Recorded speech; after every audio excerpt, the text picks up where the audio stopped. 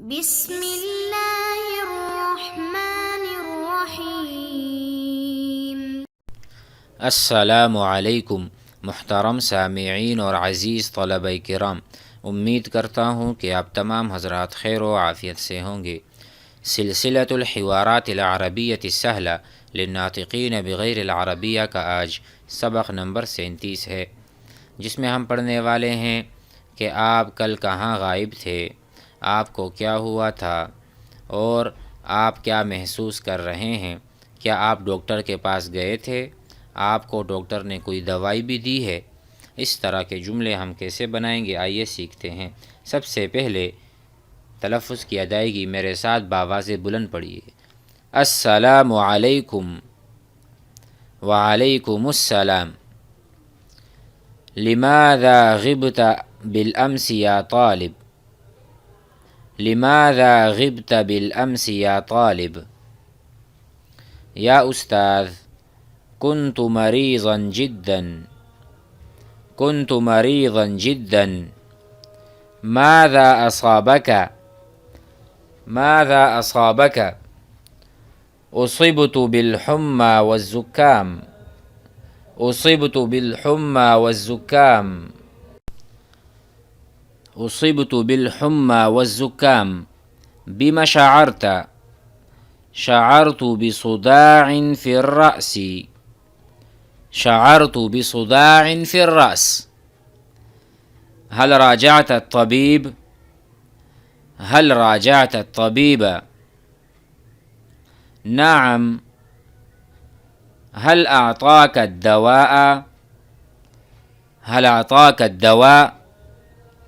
نعم، وأنا أتناوله كل يوم، وأنا أتناوله كل يوم.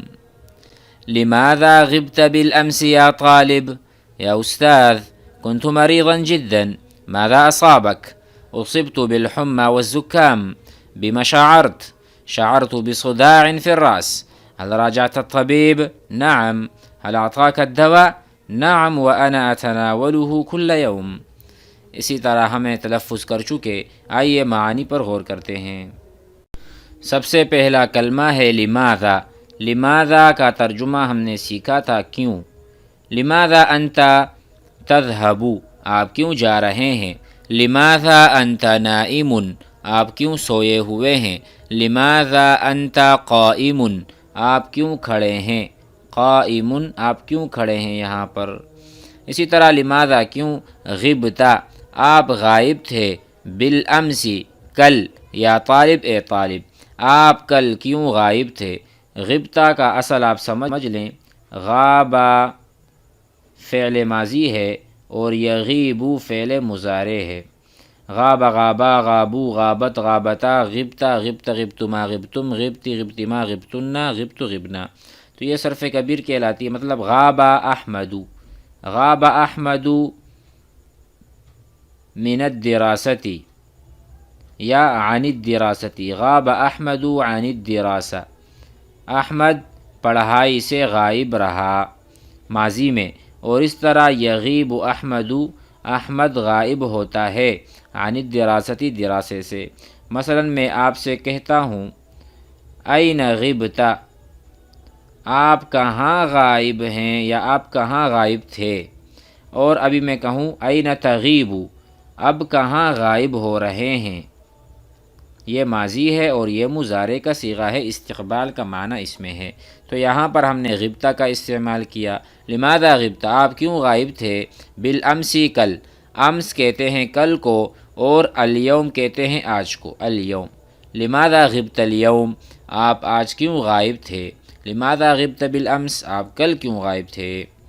تو انہوں نے کہا یا استاد، اے استاد، کنتو، میں تھا، مریضاً جداً، بہت زیادہ بیمار، جداً بہت زیادہ، مریضاً، کنتو مریضاً، میں مریض تھا، جداً بہت زیادہ، کنتو مریضاً جداً، میں بہت زیادہ مریض تھا۔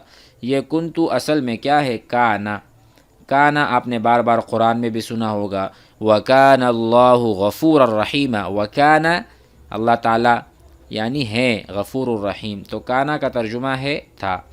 کان زید، کان زید طالباً، زید طالب علم تھا، یہ کانا کا ترجمہ ہے۔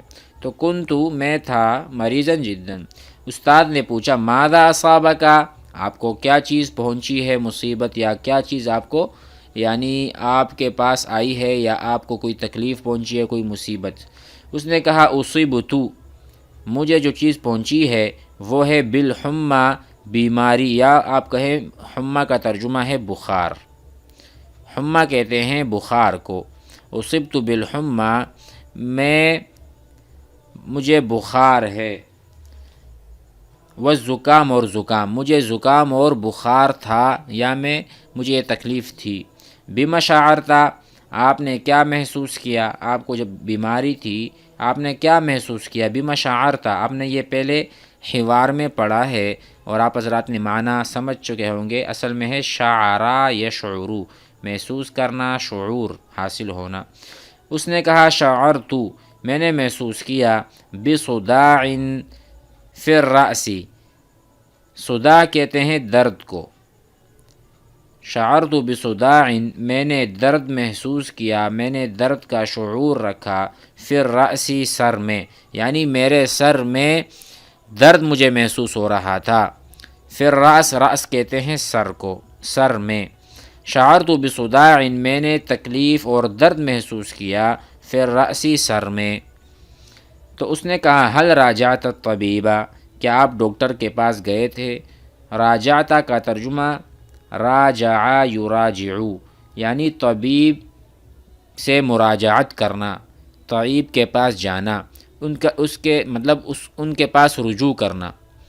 میں کہتا ہوں کہ آپ بیمار ہیں، آپ ڈاکٹر سے رجوع کر لیں، تو رجوع یہی ہے راجع یراجع۔ حل راجعت الطبیب، کیا آپ نے اس بیماری کے متعلق آپ ڈاکٹر کے پاس گئے، آپ نے رجوع کیا ڈاکٹر سے؟ نعم، جی ہاں۔